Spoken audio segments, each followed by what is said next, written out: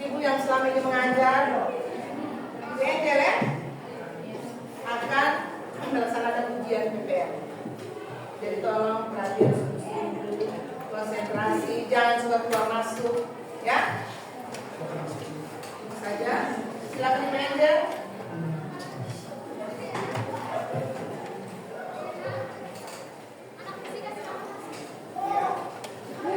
Siap. Beri salam. Selamat siang semuanya. Bagaimana kabar hari ini? Kuat ya.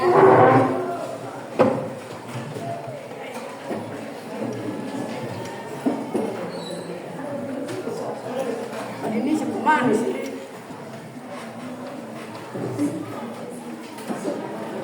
Oke, saya minta satu orang untuk memimpin kita dalam doa ya. Andre boleh?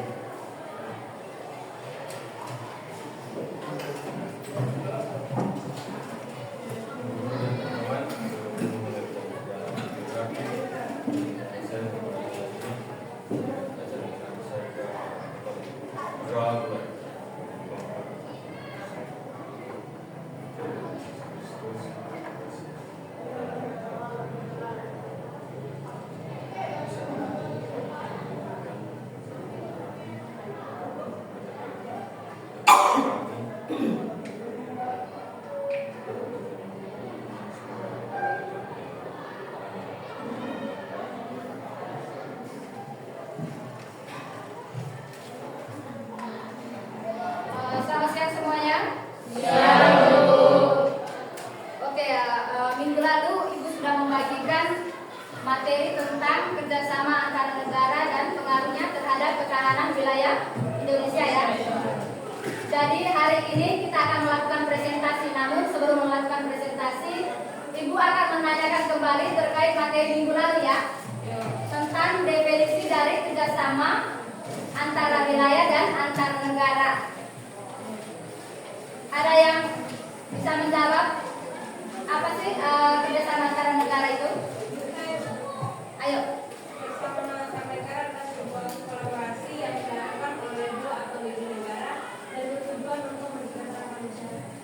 Oke, itu adalah definisi dari kerjasama antar negara, yaitu kerjasama yang dilakukan oleh dua atau lebih negara untuk mewujudkan sebuah tujuan ya, untuk mencapai sebuah tujuan. Nah, untuk kerjasama antar wilayah itu definisinya bagaimana? Ada yang bisa?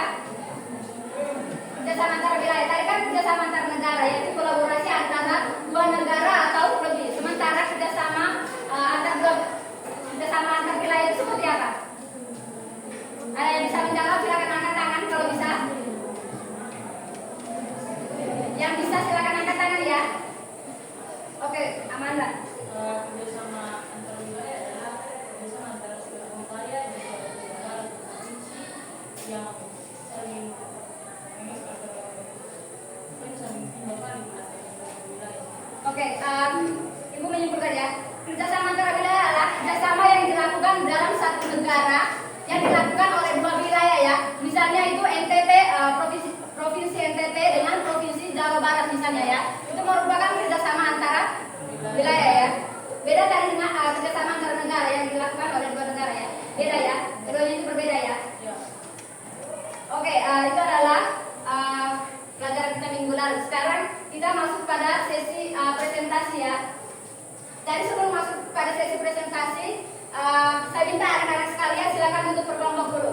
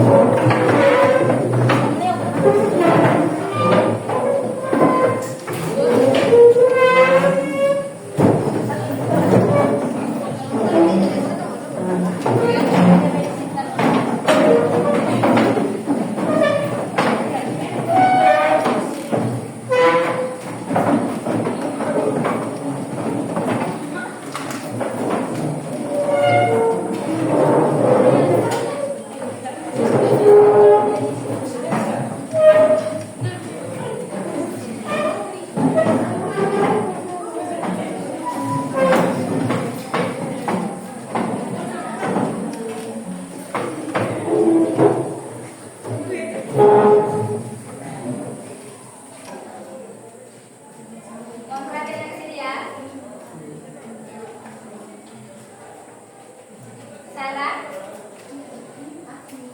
Hadir Ibu. Tolong menjawab ya. Lucia? Hadir Ibu. Cerita? Cerita Nadine? Hadir. Kesia? Marcelina? Marcelina Dewulu. Sakit. Rafael? Rafael Panju. Bolos. Bolos. Lita. Merlin. Gilbert. Susten khusus. Izin gimana dia? Sisila.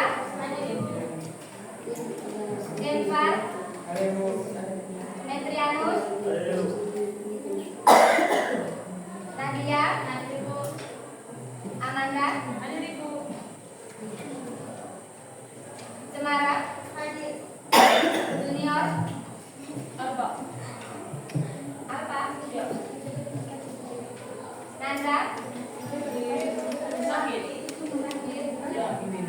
2 minggu ya dia sakit. Teresia.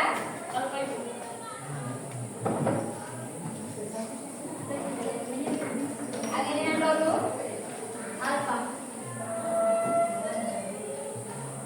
Dia tidak pernah hadir ya? Tidak ikut. Atau dia sudah keluar? Belum. Mata pelajaran lain dia masuk? Masuk. Masuk yang lain belum dia ikut. Geografi dia baru masuk 3 kali ya. Tolong sampaikan ke dia. Ini nanti berpengaruh di nilai akhir. Encep Puspita. Fernando. Leonard. Indonesia. Exila. Alfa. Yorenza. Randy. Randy. Masih di luar. Yasmin. Ada Ibu. Felista. Ada Ibu. Mes. Mesmila. Natania. Andreas. Hadir. Intan. Ada Ibu. Ivana. Ada Ibu. Novel. Alfa. Yunendri.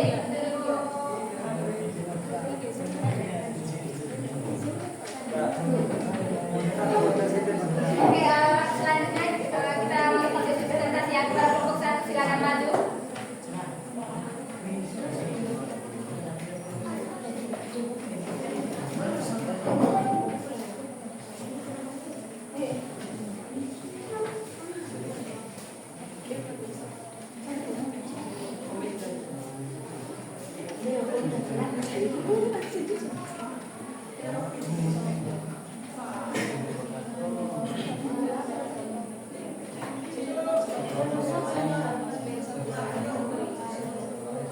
Yang lain tolong dengar ya.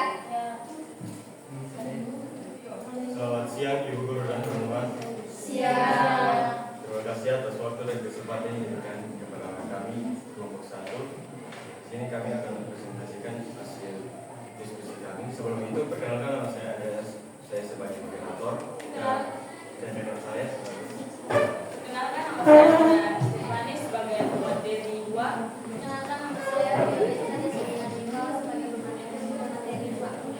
Perkenalkan nama saya Natalia Elisa sebagai pemateri 4. Saya Yusuf Manis.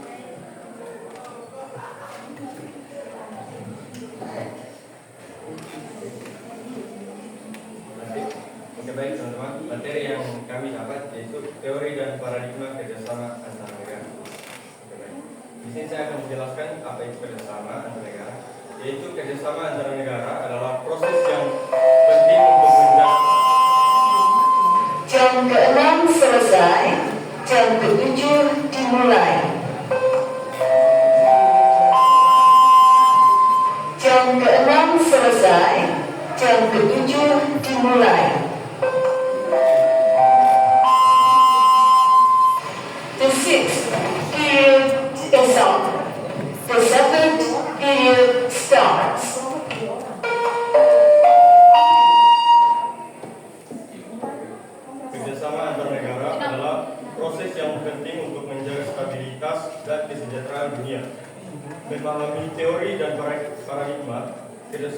antara negara sangat penting untuk merumuskan strategi yang efektif dalam membangun hubungan internasional yang harmonis.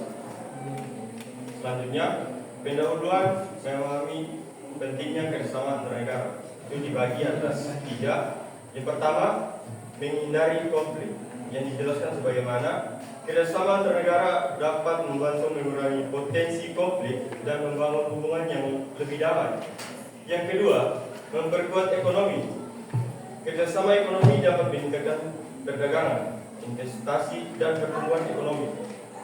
Yang ketiga, mendorong pembangunan. Kerjasama antar negara dapat membantu negara berkembang dalam membangun infrastruktur dan meningkatkan kualitas hidup masyarakat. Selanjutnya, teori realisme negara sebagai aktor utama dalam politik internasional, yaitu asumsi utama. Negara adalah aktor utama dalam politik internasional yang mendorong oleh kepentingan nasional. Selanjutnya, anarki sistem internasional. Tidak ada otoritas pusat dalam sistem internasional, menyebabkan persaingan antar negara untuk mendapatkan kekuasaan. Selanjutnya, kerjasama bersifat strategis, yaitu kerjasama antar negara hanya terjadi ketika menguntungkan kepentingan nasional masing-masing negara. Selanjutnya, teori liberalisme atau kerjasama untuk mencapai kepentingan bersama terbagi atas 3, yaitu intervensi. Negara-negara yang saling bergantung satu sama lain sehingga kerjasama menjadi penting untuk mencapai kesejahteraan bersama. Yang kedua, intuisi internasional, yaitu lembaga internasional berperan penting dalam memfasilitasi kerjasama dan menyelesaikan konflik. Selanjutnya, demokrasi dan HAM, yaitu negara-negara demokratis lebih cenderung untuk bekerjasama dan menghormati hak asasi manusia. Berikut teori konstruktivisme. Bela identitas dan norma dalam kerjasama dibagi menjadi 3. Yang pertama, identitas nasional. Identitas nasional dan persepsi negara terhadap negara lain dapat mempengaruhi pola kerjasama. Yang kedua, norma internasional. Norma internasional yang diterima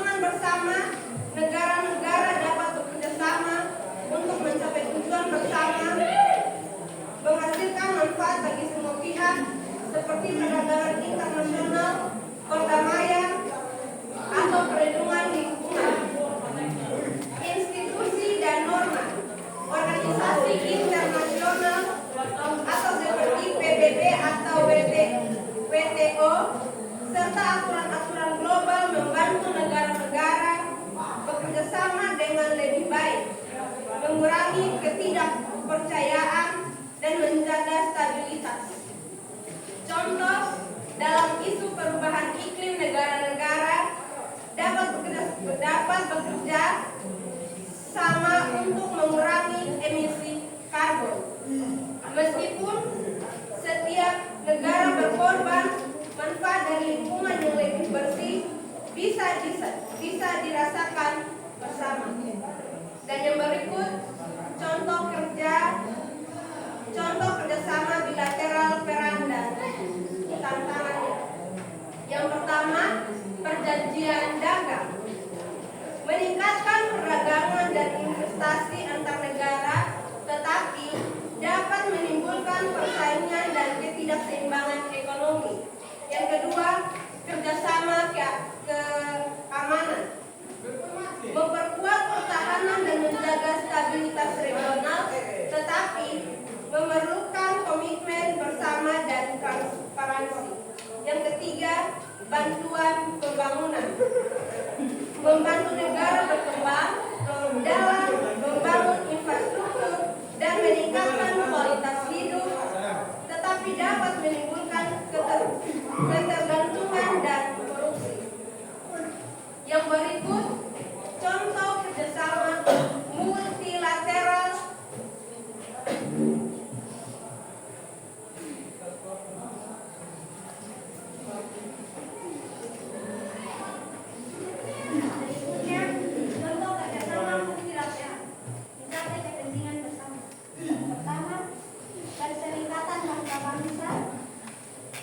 Memfasilitasi kerjasama antar negara dalam berbagai bidang seperti keamanan, ekonomi, dan sosial. Yang kedua, organisasi perdagangan dunia. Memproduksi perdagangan bebas dan menyelesaikan sengketa perdagangan antar negara. Kesimpulan, memanfaatkan teori dan paradigma kerjasama yang efektif. Untuk mencapai kerjasama antar negara yang efektif, pemahaman tentang teori dan paradigma dalam hubungan internasional sangat penting dengan mengenali berbagai paradigma seperti realisme, liberalisme, dan konstruktivisme. Negara dapat mengidentifikasi pendekatan sesuai untuk mencapai kepentingan bersama. Yang pertama, memanfaatkan paradigma realisme. Negara dapat membangun aliansi untuk melindungi keamanan bersama dengan mempertimbangkan kepentingan nasional dan kehati-hatian terhadap pihak lain. Realisme bermanfaat dalam situasi di mana negara merasa harus melindungi diri dari ancaman eksternal. Yang kedua, menggunakan paradigma liberalisme. Paradigma ini mendorong kerjasama melalui institusi internasional, aturan dan nilai-nilai bersama yang memungkinkan negara bekerja sama dalam situasi permainan jumlah positif. Dengan memperkuat organisasi internasional, negara dapat membangun kepercayaan dan menjaga stabilitas. Yang ketiga, pendekatan konstruktivisme. Kerjasama juga dapat dipengaruhi oleh identitas dan norma yang dibentuk bersama, sehingga negara dapat menjalin kerjasama yang bersyarat dengan berbagi nilai-nilai seperti dalam hak asasi manusia dan lingkungan. Dengan menggabungkan teori-teori ini, negara bisa memiliki strategi yang paling tepat untuk setiap konteks, baik itu mempertahankan keamanan, memperkuat ekonomi, atau menghadapi tekanan global.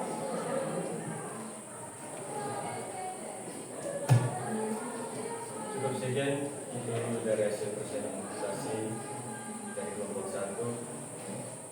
Ibu Guru dan teman-teman, terima kasih sudah mendengarkannya. Dan sisa dari kelompok kami yang memberikan kesempatan kepada masing-masing kelompok, silakan memberikan pertanyaan, saran, atau kritik.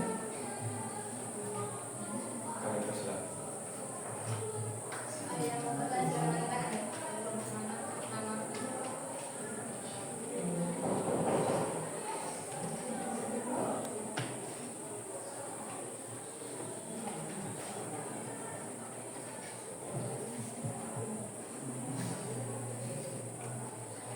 Yang mau bertanya silakan angkat tangan ya. Perkenalan diri, setelah itu untuk pertanyaan. Ayo.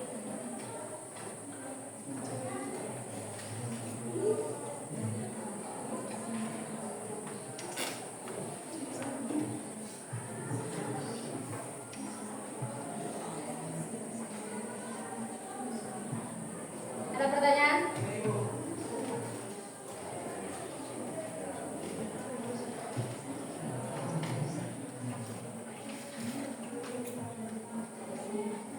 Ada pertanyaan?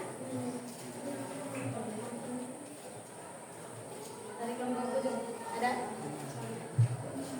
Ada.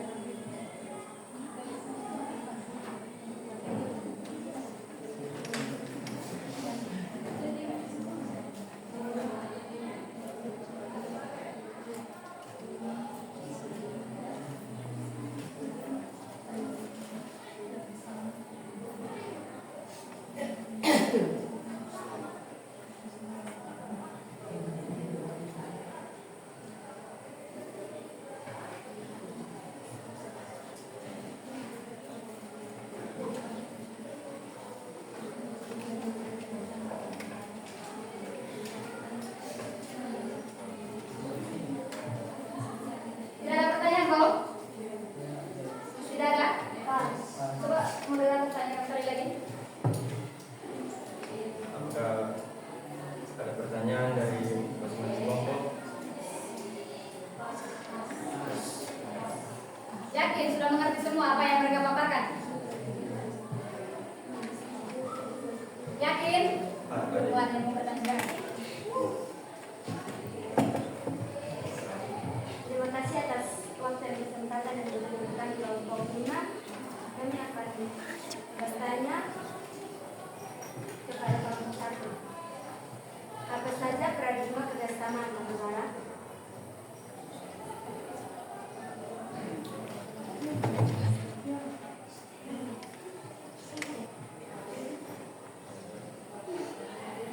Selanjutnya, apa saja paradigma dalam kerjasama antar negara ya?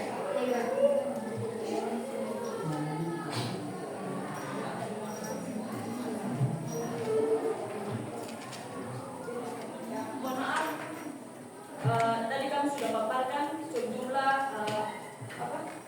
bagaimana kerjasama paradigma antar negara, yaitu paradigma realisme, liberalisme, dan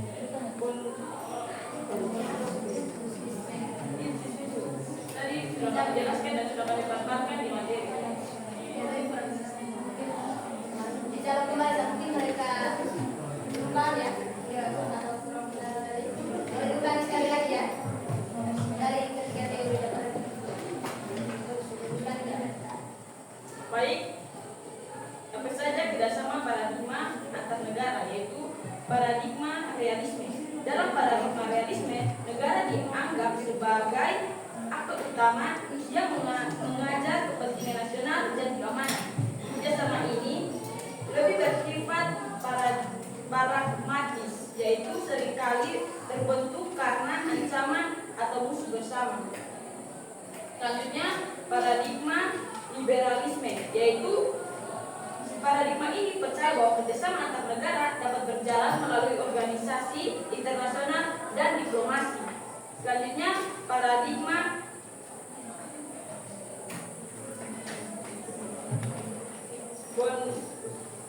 konstitusionalisme. Paradigma ini melihat bahwa hubungan antar negara dipengaruhi oleh norma sosial, nilai dan identitas bersama yang berkembang. Sekian, mungkin kelompok 5 puas atau masih kurang puas dengan jawaban yang kami berikan? Sangat puas. Baik, terima kasih. Apakah masih ada pertanyaan lagi dari kelompok masing-masing? Masih ada dok? Masih ada yang mau bertanya? Atau memberi kritikan maupun saran?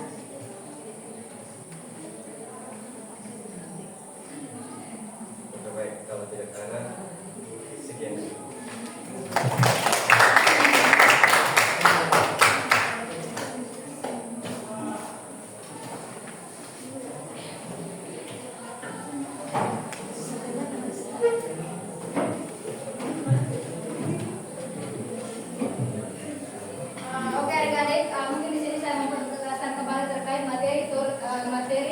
dan paradigma kerjasama antar negara ya. Seperti yang sudah dijelaskan oleh kelompok 1 tadi, terdapat 3 teori dan paradigma ya. Namun sebelum kita masuk pada teori tersebut, kita harus memahami apa itu paradigma. Bab 2 lalu itu kita membahas materi tentang paradigma. Ada yang masih ingat apa itu paradigma? Paradigma. Ada yang masih ingat? Paradigma.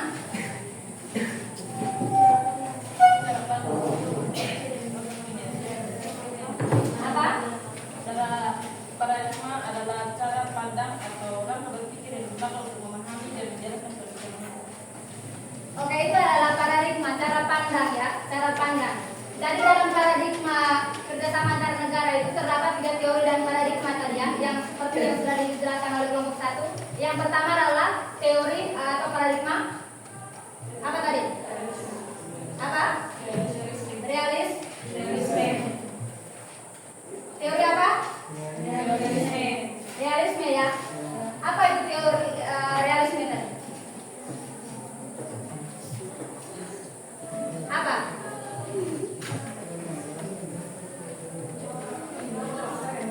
Apa itu teori realisme tadi?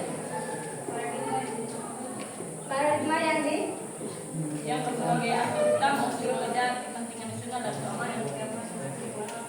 Oke, teori atau paradigma realisme adalah sebagai aktor utama ya dari 3 paradigma yang sudah ada ya dalam bentuk kerjasama. Itu adalah sebagai peran utama, aktor utamanya ya.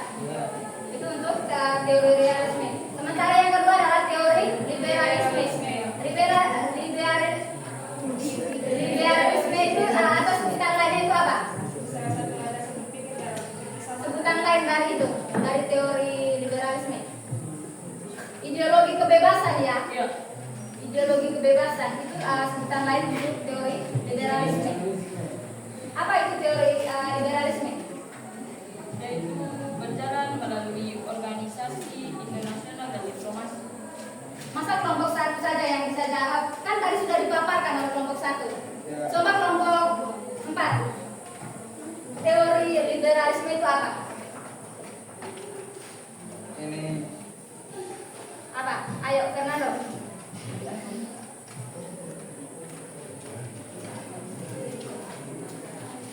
Ayo, di mana?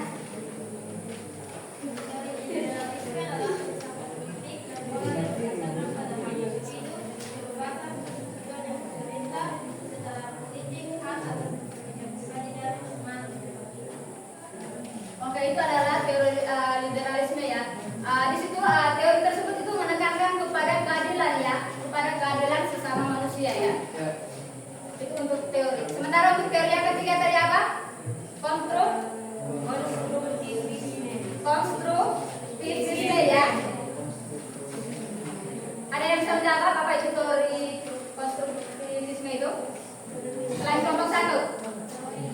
Teori yang menjelaskan atau menekankan pada aspek apa? Ayo. Konstruktivisme. Ada yang bisa menjawab? Ayo, bisa. Teori konstruktivisme adalah pendekatan dalam ilmu hubungan internasional yang berfokus pada pentingnya ide, identitas, dan norma sosial dalam membentuk hubungan antara negara. Berbeda dengan teori realisme dan liberalisme yang lebih mendekatkan aspek material seperti kekuatan militer atau ekonomi, konstruktivisme melihat bahwa hubungan internasional dibentuk oleh persepsi dan pemahaman yang dibangun oleh negara-negara dan aktor internasional lainnya. Oke, teori konstruktivisme adalah teori yang menekankan pada peran dan ide serta norma ya. Itu dia punya kata kunci itu adalah teori konstruktivisme adalah teori yang menekankan pada peran, ide serta norma ya. Bisa dipahami kok? Bisa? Bisa? Bisa, oke. Itu merupakan 3 teori dan paradigma dalam kerjasama ya, yaitu liberalisme, realisme, dan konstruktivisme. Itu merupakan 3 teori dan paradigma ya. Sampai sini ada yang masih belum paham? Dari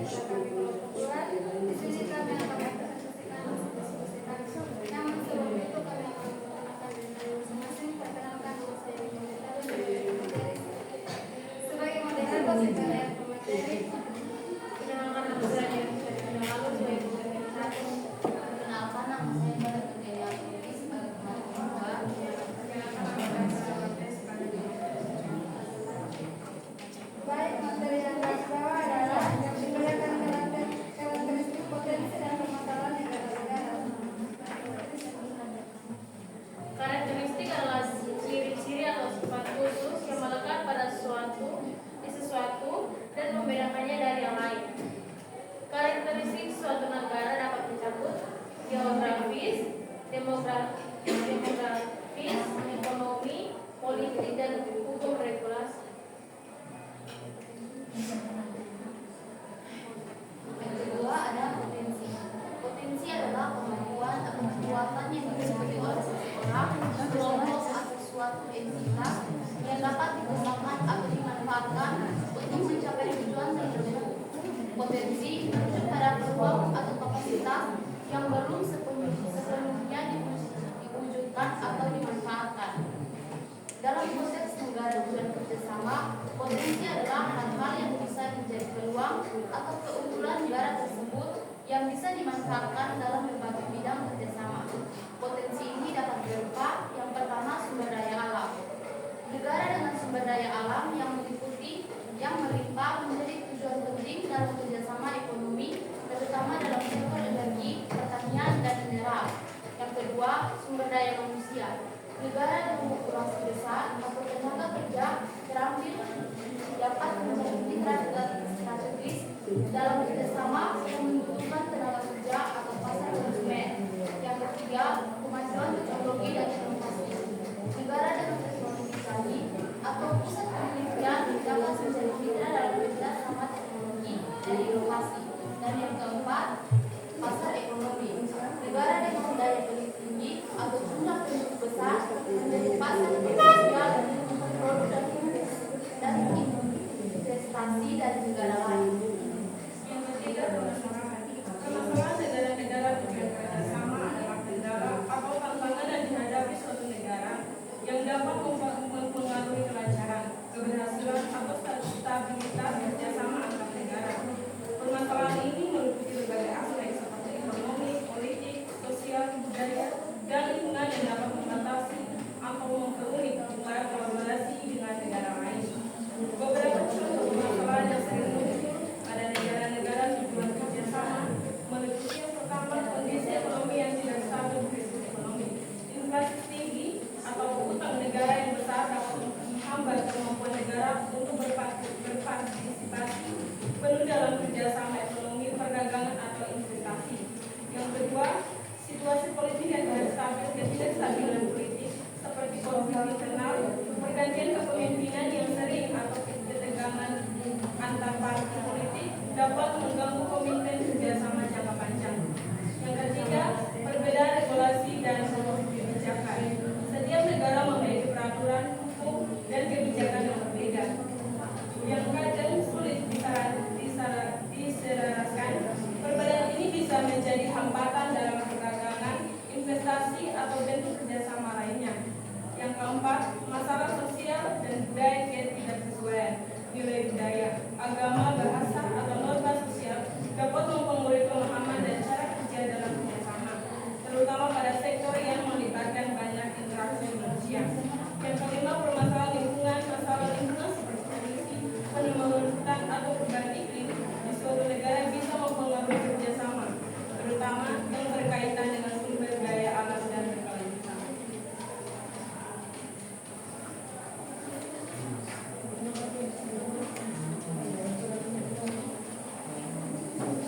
Baik, saya akan membacakan kesimpulan dari materi kami. Berdasarkan potensi dan permasalahan negara-negara tujuan kerjasama sangat penting untuk mencapai tujuan internasional yang efektif dan saling menguntungkan. Dengan memahami karakteristik negara-negara dapat membantu pendapat dan menghadap kepada sosial, budaya, ekonomi, dan politik masing-masing. Mengenai potensi setiap negara membantu mengembangkan kekuatan dan keunggulan yang dapat dikembangkan bersama, seperti sumber daya alam, tenaga kerja, teknologi, atau pasar ekonomi. Sementara itu, mengetahui permasalahan yang ada memungkinkan setiap negara untuk mengantisipasi dan mengatasi kendala yang dapat menghambat keberhasilan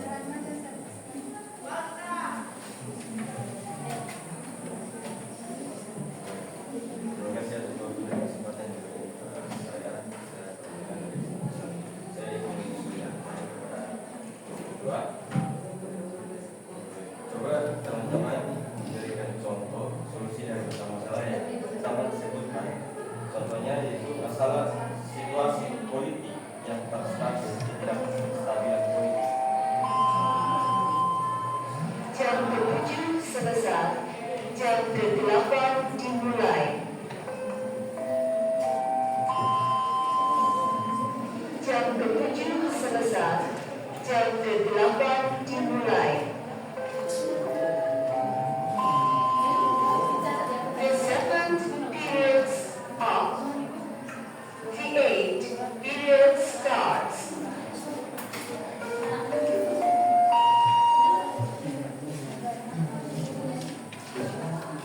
Ya begitu. Sama-sama tadi kan jelaskan apa situasi politik dan kestabilan politik. Nah, di sini saya minta solusi dari masalah-masalah yang situasi politik yang tak stabil. Yang solusi.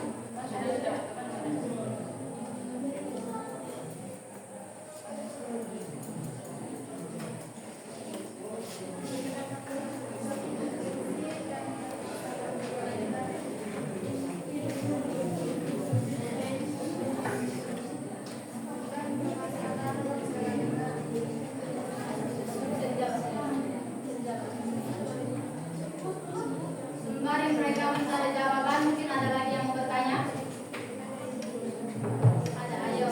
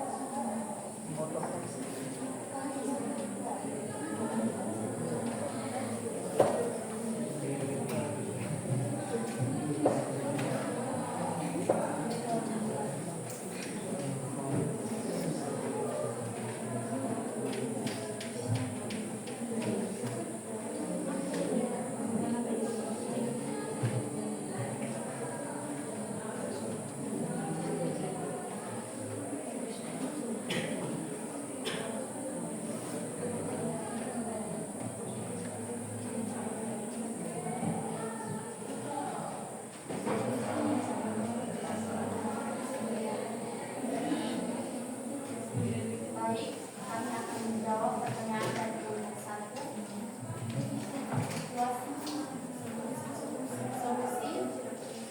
Solusi dari situasi politik yang tidak stabil tidak positif.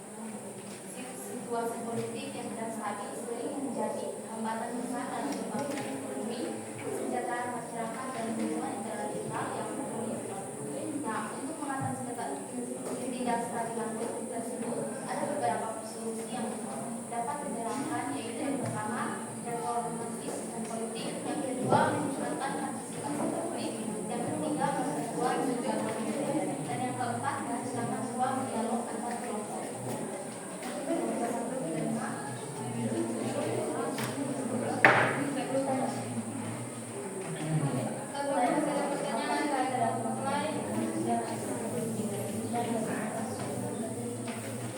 Dari kelompok lain. Oke, kelompok satu.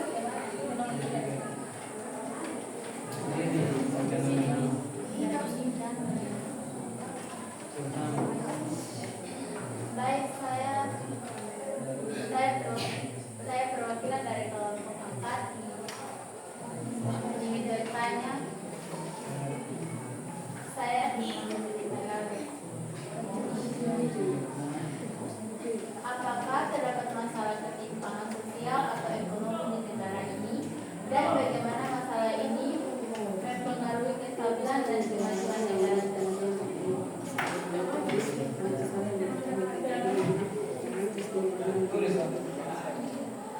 Apakah terdapat masalah ketimpangan sosial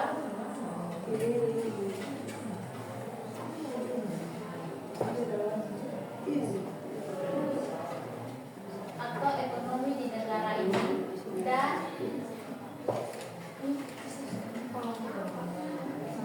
bagaimana masalah ini mempengaruhi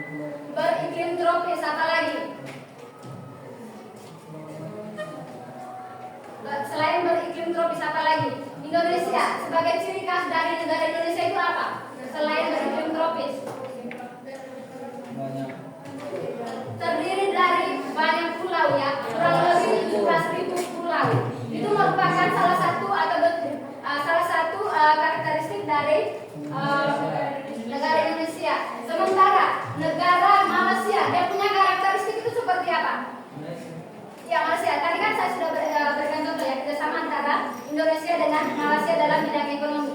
Kita tentukan dia punya karakteristik. Kan Indonesia itu hutan-hutan tropis ya. Sementara negara Malaysia itu apa? Dia punya karakteristik. Karakteristik dari negara Malaysia. Ada yang tahu? Karakteristik ciri khas dari sebuah negara Malaysia. Ayo. Ada yang bisa jawab? Apa? Apa lagi?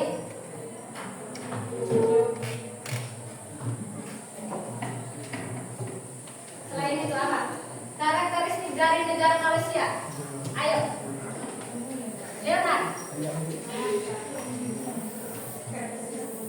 Iya, karakteristik dari negara Malaysia.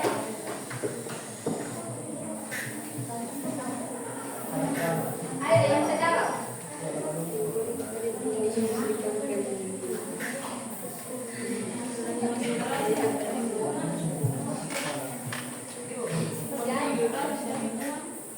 Oke, itu saja agak tidak ya. Oke, di sini saya akan menjelaskan terkait karakteristik dari negara Malaysia yang terdiri dari dua, itu Malaysia Barat dan Timur ya. Di mana Malaysia Barat itu di Semenanjung, sementara Timur itu dekat apa? Pulau Kalimantan. Itu adalah cirinya. Sementara untuk potensinya, potensi dari negara Indonesia itu apa? Potensi. Kalian tahu potensi tidak? Tahu. Tahu kok? Ya. Dari potensi dari negara Indonesia itu apa? Memiliki sumber daya alam yang melimpah. Memiliki kekayaan sumber daya alam yang melimpah. Nah, sementara negara Malaysia dalam potensinya itu apa? Dia punya potensi itu apa? Apa? Apa? Ayo, potensi negara Malaysia.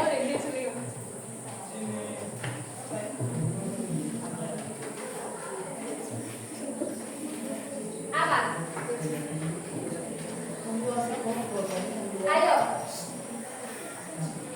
Potensi dari negara Malaysia.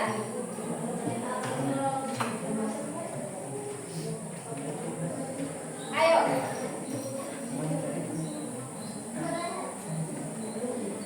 Sumber daya alam. Spesifiknya di sana itu sumber daya alam. Sumber daya alam apa? Ini apa itu? Apa? Buah ini Minyak. minyak bumi, buah sawit itu. Apa? Karet. Karet. Apa lagi? Durian. Durian. Apa lagi? Kayu. Apa lagi? Apa? Apa?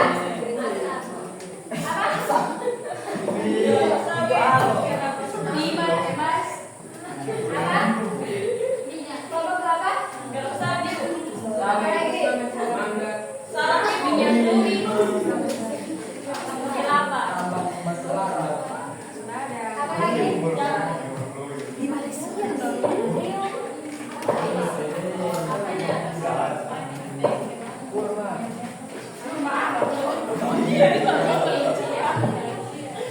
Secara garis besar potensi negara Malaysia itu apa? Batik itu dari Indonesia ya? Apa? Apa? Dari sana apa? Apa? Ayo jawab apa? Pariwisata apa? Pariwisata ya. Terus dari kelompok ujung, potensi dari negara Malaysia itu apa? Ayo, Leonard. Potensi dari negara Malaysia. Karet. Tadi sudah dijawab oleh Mais. Padi. Apa lagi? Dari kelompok 4 apa? Apa? Sawit.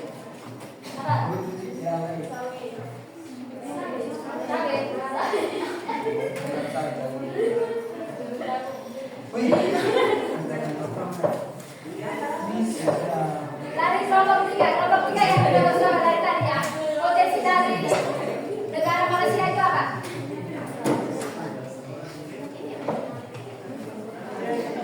Potensi dalam kerjasama ya. Ayo.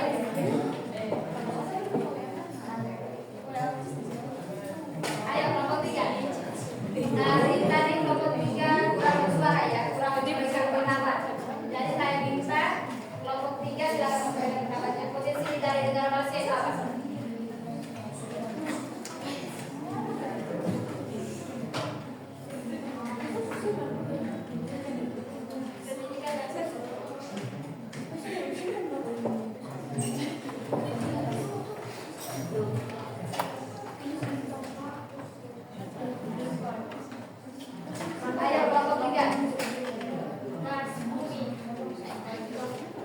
Oke,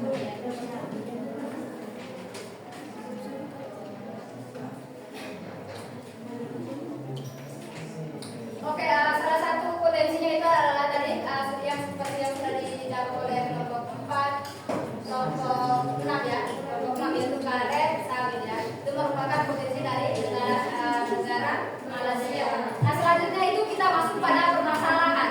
Dalam kerjasama itu pasti adanya permasalahan ya. Nah, dari kerjasama antara Indonesia dan Malaysia itu pasti ada permasalahan.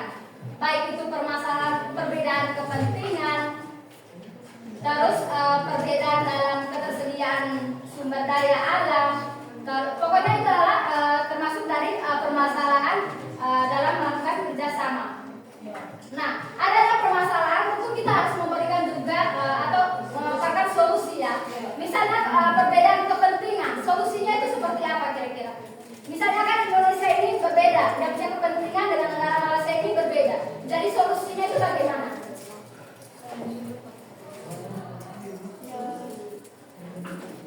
Kan tak selamanya kerjasama itu berjalan mulus ya, pasti ada tantangannya. Bisa jadi tantangan itu muncul pada saat sudah di pertengahan. Ya, tidak harus tantangan itu datang di awal ya, bisa jadi pas di tengah, pas atau di akhir. Jadi kira-kira ketika ada permasalahan dalam kerjasama, misalnya tadi permasalahan beda kepentingan ya, kira-kira solusi atau ya solusi yang bisa ditawarkan menurut adik-adik itu seperti apa? Apa? Secara garis besar saja. Ayo, yang bisa jawab silakan angkat tangan.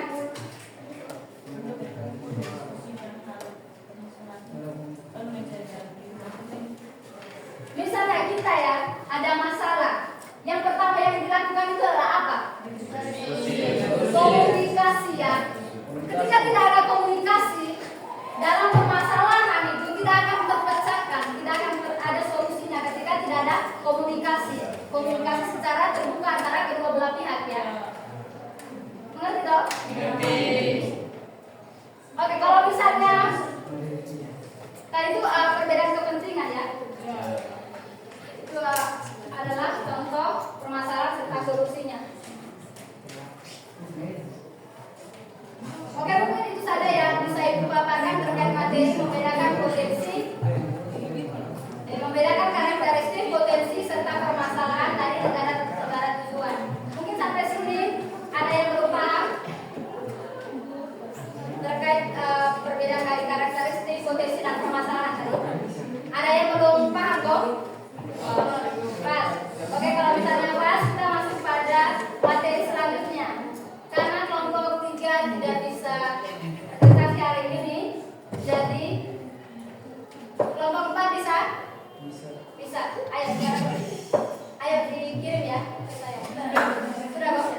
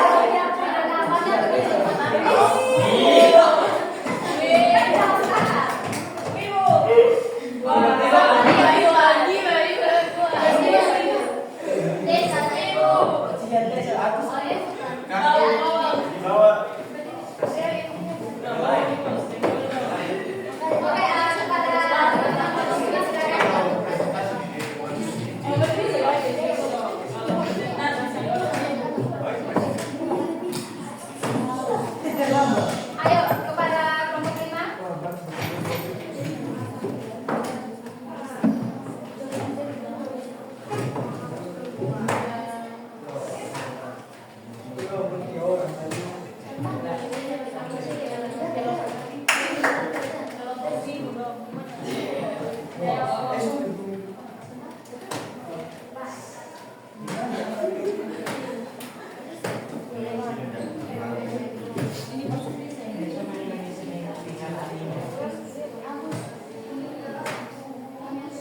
Selamat siang Bu dan teman-teman. Terima kasih atas waktu dan kesempatan yang telah diberikan kami kelompok 5. Di sini kami akan mempresentasikan hasil kerja kami.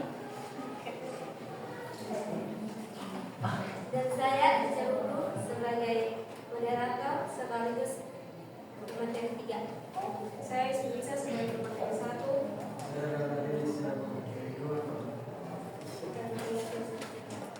Kerjasama Indonesia dengan negara-negara lain. Poin pertama, kerjasama dalam konteks regional. Kerjasama regional adalah kerjasama di antara negara-negara dalam satu kawasan tertentu, seperti Asia Tenggara, Asia Timur, atau Pasifik Selatan. Contoh itu ada 2, ASEAN dan APEC. Yang pertama ASEAN salah satu pendiri ASEAN, ada Indonesia aktif dalam memajukan stabilitas, perdamaian dan integrasi ekonomi di Asia Tenggara. Indonesia juga mengusulkan inisiatif seperti ASEAN Outlook on the Indo-Pacific atau OAOP untuk memperkuat kerjasama di kawasan Indo-Pasifik. Yang kedua, APEC. Dalam forum Asia Pasifik ekonomi kebencanaan atau Indonesia mendorong demokrasi perdagangan di investasi di kawasan Asia Pasifik, terutama untuk UMKM agar dapat bersaing di pasar internasional. Bidang-bidang yang pertama adalah ekonomi, kesehatan, sosial budaya, kesejahteraan. Ekonomi dalam Asia, Indonesia mendorong perdagangan bebas di kawasan melalui ASEAN Economic Community yang bertujuan menciptakan pasar tunggal dan basis produksi regional. Kesehatan dalam beberapa tahun terakhir, terutama selama pandemi COVID-19, Indonesia berpartisipasi dalam mengembangkan kebijakan bersama di APEC untuk mempersiapkan respon yang lebih cepat terhadap krisis kesehatan di masa kesehatan depan. Kerjasama ini juga bersifat politik karena melibatkan penyelarasan kebijakan antar negara dalam menghadapi krisis secara politik. Sosial budaya, kerjasama dalam pendidikan kebudayaan dan pariwisata untuk mempererat hubungan masyarakat ASEAN. Indonesia terlibat aktif dalam program para pelajar ASEAN dan menyediakan beasiswa bagi siswa di negara-negara ASEAN lain. Program pendidikan ini bertujuan untuk meningkatkan pemahaman lintas budaya dan memperkuat persahabatan antar generasi muda ASEAN. Beberapa universitas Indonesia juga menjalin kemitraan dengan Universitas Indonesia untuk melakukan pertukaran staf, pengajar, dan mahasiswa. Pemerintahan Indonesia berkomitmen untuk mempromosikan good governance atau tata kelola pemerintahan yang baik dalam seperti transportasi, kebijakan, ekonomi, dan pengurangan korupsi. Upaya ini penting untuk membangun kepercayaan antar negara anggota dan meningkatkan iklim investasi di kawasan Asia Pasifik. Yang kedua, kerjasama bilateral. Kerjasama bilateral adalah hubungan antara dua negara yang saling bekerjasama dalam berbagai bidang seperti ekonomi, keamanan, budaya, pendidikan, dan kesehatan. Bidang yang pertama yaitu ekonomi. Indonesia menjalin kerjasama perdagangan dengan negara-negara besar seperti Amerika Serikat, Jepang, Tiongkok, dan Australia. Maksudnya perjanjian Indonesia Australia Konferensi Ekonomi Partnership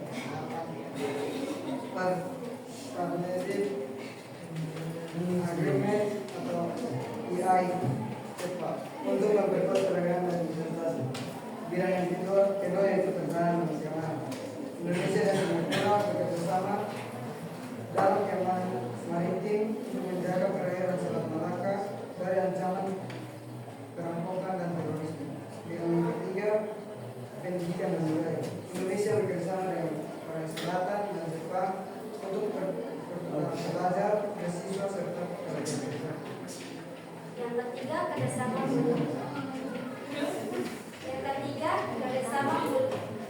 multilateral.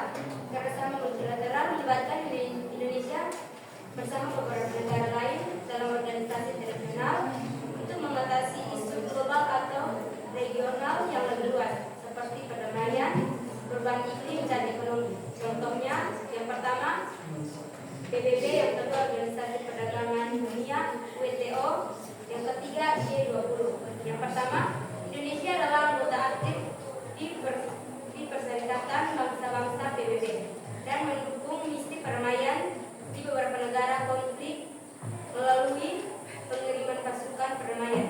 Yang kedua, Organisasi Perdagangan Dunia (WTO). Indonesia berpartisipasi dalam WTO untuk memperjuangkan kepentingan perdagangan internasional, termasuk melindungi produk-produk global dan industri strategis. Yang ketiga, G20. Indonesia adalah anggota dari G20, forum ekonomi untuk negara dengan ekonomi terbesar di dunia. Di forum ini, Indonesia membahas masalah ekonomi global seperti krisis finansial, perubahan iklim, dan ketahanan pangan. Kesimpulan, Indonesia memiliki peran yang strategis dalam ketiga bentuk kerjasama. Dalam ketiga bentuk kerjasama ini yang memungkinkan Indonesia untuk mencapai berbagai tujuan, mulai dari meningkatkan ekonomi nasional, menjaga stabilitas keamanan, memperluas akses pendidikan, hingga berkontribusi dan pelestarian lingkungan. Masing-masing bentuk kerjasama ini memiliki keunikan tersendiri yang dimana pada tingkat regional Indonesia memperkuat posisinya dan ASEAN dan APEC untuk mencapai stabilitas dan pertumbuhan ekonomi di Asia Tenggara. Di level bilateral, Indonesia berfokus pada penghubungan langsung dengan negara tersebut. Sedangkan dalam konteks multilateral, Indonesia berperan aktif dalam forum internasional untuk mewujudkan isu global. Melalui pendekatan ini, Indonesia tidak hanya memperkuat posisi secara global, tetapi juga menjaga kedaulatan Jam 8 selesai. Jam ke-9 dimulai.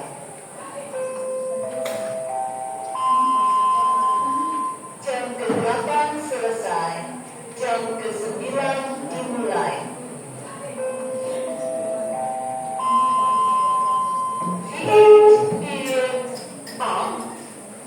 The 9th period starts.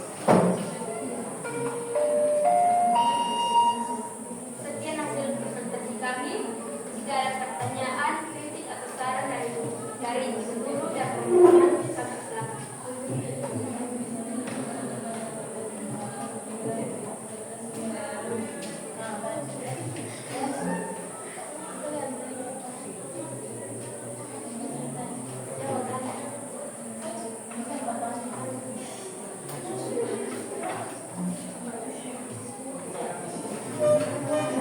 Baik, terima kasih atas kesempatan kepada kami Bapak Ahmad. Jadi saya ingin bertanya, bagaimana kerjasama Indonesia dan Jepang dalam bidang teknologi dan pendidikan dapat meningkatkan kualitas sumber daya manusia di Indonesia? Bagaimana kerjasama Indonesia dan Jepang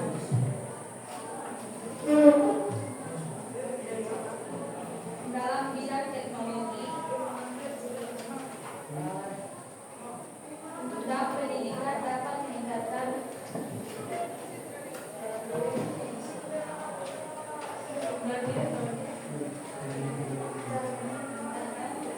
kualitas sumber daya manusia di Indonesia.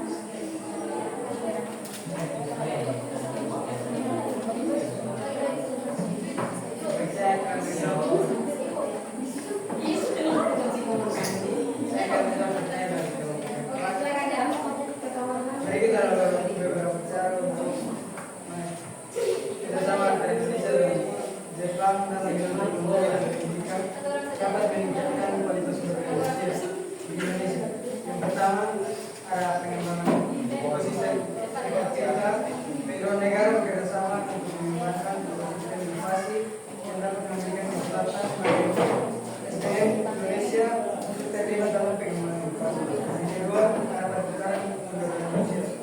Kedua negara dapat bertukar sumber daya manusia seperti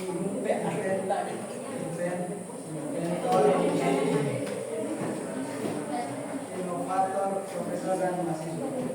Berikut program sarjana dalam pasca sarjana. Kedua negara dapat bekerjasama dalam program sarjana dan pasca sarjana. Berikut membuka kelas industri Jepang, membuka kelas industri Jepang dan mahasiswa dari Indonesia untuk belajar bersama. Berikut adalah pengembangan pendidikan vokasi pemerintahan besar Indonesia KPPI. Kemudian berikut adalah pengembangan kualitas SDM industri otomotif. Kedua negara terus meningkatkan kerjasama dalam pengembangan kualitas sumber daya manusia di industri otomotif.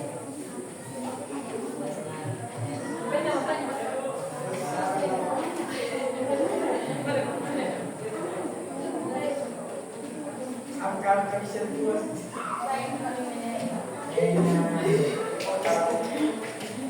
Masih ada yang mau bertanya? Ayo.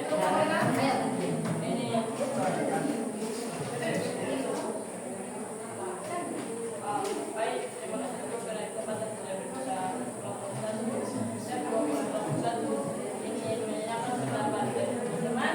Coba teman-teman jelaskan dampak kerjasama Indonesia dan Jepang dalam bidang pemetaan mitigasi serta coba teman-teman berikan risiko bencana alam terhadap kebijakan tata ruang wilayah di Indonesia. Kan teman-teman sebut ada kerjasama yang terjalin dengan Indonesia dengan Jepang. Nah, coba teman-teman jelaskan dampak kerjasama Indonesia dengan Jepang dalam pemetaan serta mitigasi dan risiko bencana alam bencana terhadap kebijakan tata ruang wilayah Indonesia.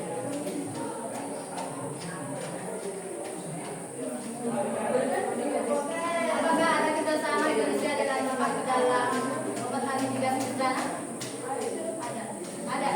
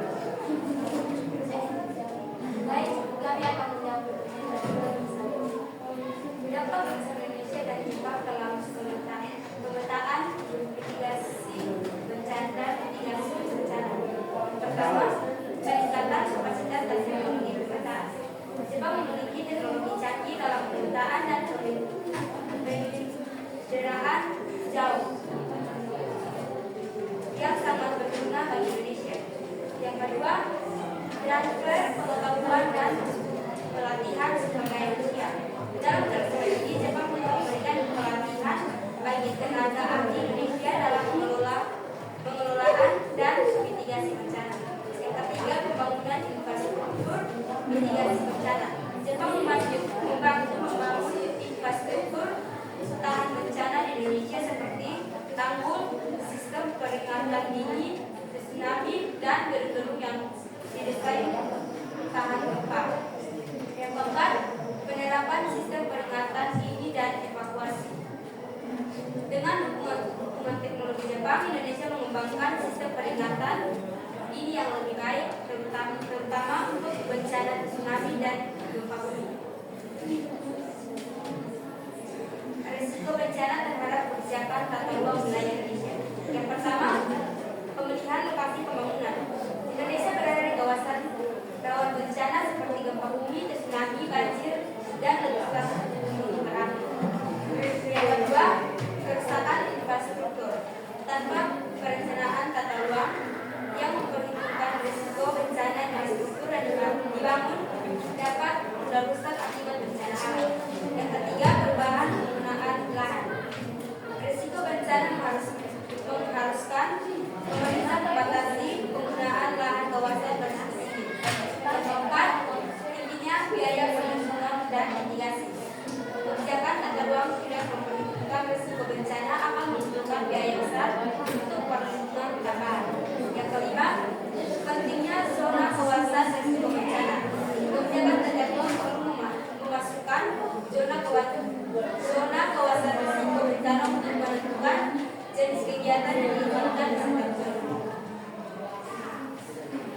Melalui kerjasama pemetaan dan mitigasi dengan Jepang, Indonesia dapat memperkuat kebijakan tata ruang yang lebih adaptif terhadap risiko bencana, melindungi masyarakat, dan mengurangi kerugian ekonomi di masa depan.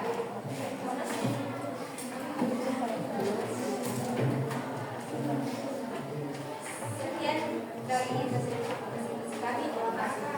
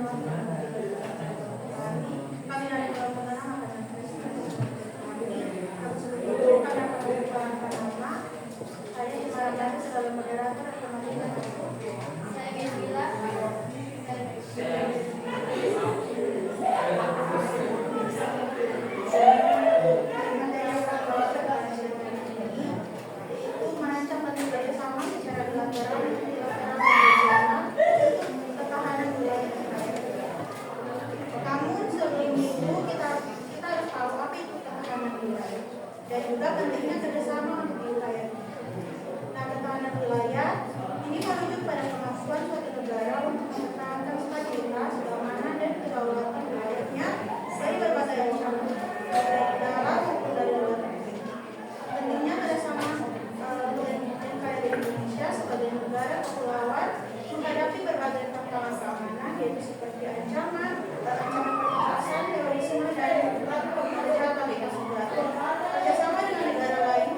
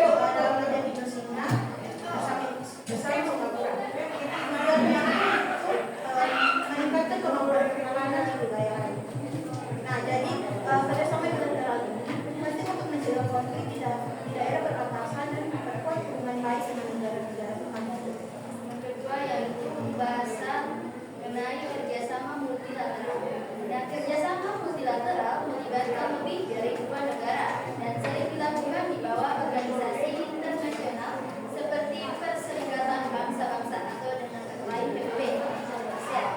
Indonesia berperan aktif dalam kerjasama multilateral, khususnya dalam hal keamanan regional dan internasional. Contohnya, partisipasi dalam pasukan perdamaian PBB. Indonesia mengirimkan pasukan TNI untuk bergabung dalam misi perdamaian di negara-negara konflik, seperti di Lebanon dan Kongo. Ini menunjuk peran aktif Indonesia dalam menjaga stabilitas global dan meningkatkan citra positif sebagai negara yang mendukung perdamaian. Keamanan maritim di ASEAN Regional Forum. Melalui ASF, negara-negara ASEAN dan kawasan Asia Pasifik bekerja sama untuk menjaga keamanan maritim Indonesia. Indonesia berperan penting dalam menjaga keamanan di Laut Cina Selatan, terutama dalam menghadapi ancaman seperti pengejakan dan sengketa wilayah. Dengan kerjasama multilateral ini, Indonesia tidak hanya menjaga keamanan wilayah, tetapi juga mendukung stabilitas internasional yang pada akhirnya memperkuat posisi NKRI di mata dunia. Yang ketiga yaitu kerjasama regional. Kerjasama regional dilakukan antara negara-negara dalam suatu wilayah tertentu, seperti melalui organisasi ASEAN. Sebagai salah satu negara dari ASEAN, Indonesia memiliki peran penting dalam menjaga stabilitas kawasan negara. Contoh yang pertama itu ASEAN Political Security Community atau APSC. APSC adalah salah satu pilar kerjasama ASEAN yang fokus pada aspek keamanan. Melalui APSC, negara-negara anggota ASEAN berbagi informasi mengenai ancaman keamanan, melakukan pelatihan bersama, serta menjaga stabilitas kawasan. Dengan demikian, potensi ancaman di negara lain di ASEAN tidak berdampak langsung pada Indonesia. Yang kedua itu kerjasama dalam penanggulangan terorisme. ASEAN memiliki kerjasama dalam penanggulangan terorisme dan Indonesia aktif di dalamnya karena pernah mengalami serangan teroris. Indonesia membagikan pengalaman dan teknik dalam menghadapi ancaman terorisme kepada negara-negara di ASEAN yang lain. Dengan adanya kerjasama regional ini, Indonesia tidak hanya memperkuat keamanan nasional, tetapi juga turut menciptakan hubungan yang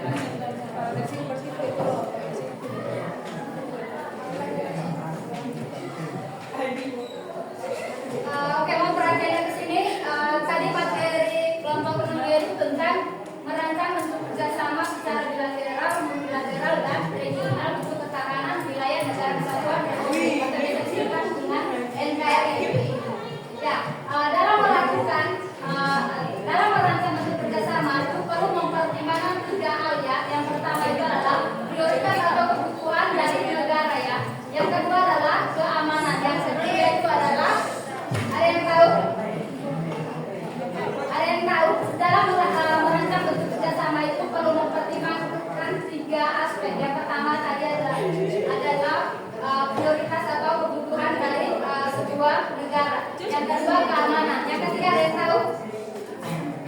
Yang ketiga dalam merancang ini Kak, dalam merancang bentuk kerjasama ini ada tiga aspek atau tiga hal yang perlu dipertimbangkan. Yang pertama itu adalah prioritas atau kebutuhan dari negara tersebut. Yang kedua itu keamanan. Yang ketiga itu apa? Ada yang tahu? Dalam melakukan kerjasama itu perlu mempertimbangkan tiga hal. Yang pertama itu prioritas atau kebutuhan. Yang kedua keamanan. Yang ketiga itu apa?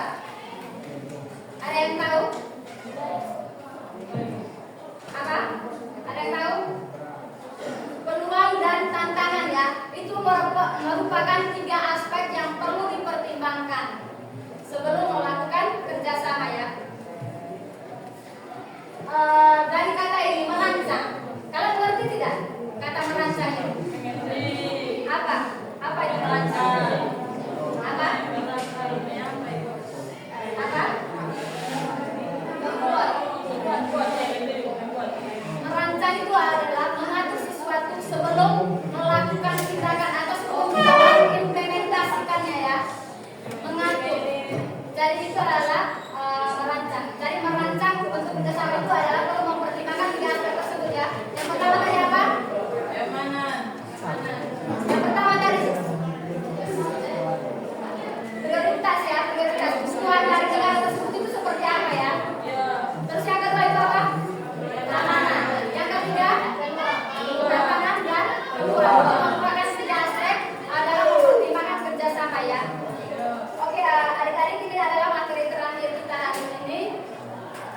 Karena kelompok 3 dan 4 itu lalai ya. Mereka tidak mengerjakan. Dari minggu depan mereka yang presentasi. Ibu Nur sudah yang masuk. Dari selamat ya. Ibu Nur yang masuk minggu depan. Saya tidak masuk seperti saya digaji. Oke, itu adalah materi terakhir kita ya. Sebelum sesi berikutnya itu adalah kita akan mengerjakan soal sebanyak 4 nomor ya. Karena hari ini itu kita melakukan presentasi sebanyak 4 kelompok ya.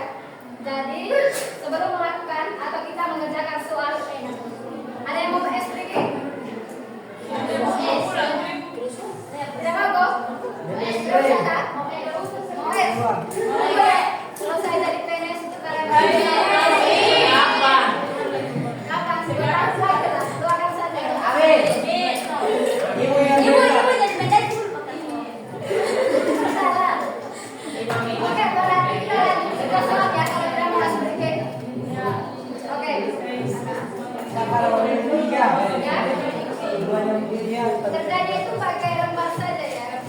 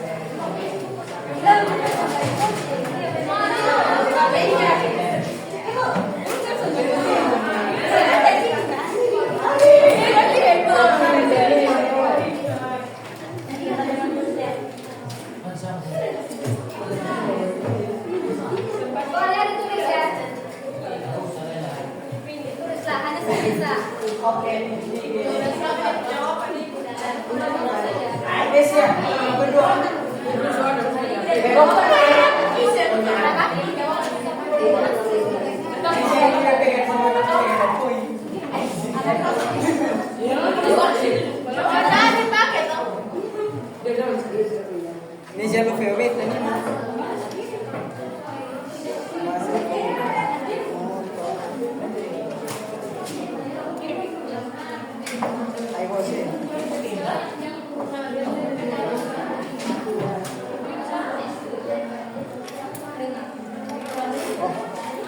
Dari ini.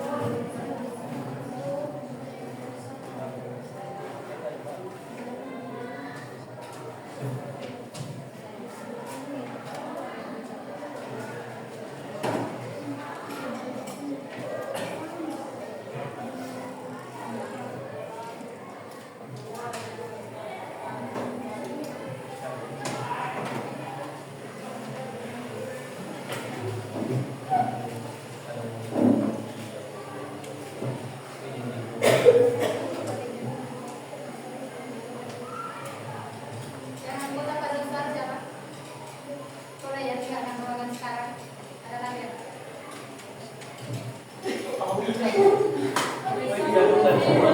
Pada besar mau baik di mana ini? Di jembatan ini, jauh dari jembatan. Kalau mereka kan di sini ada ya.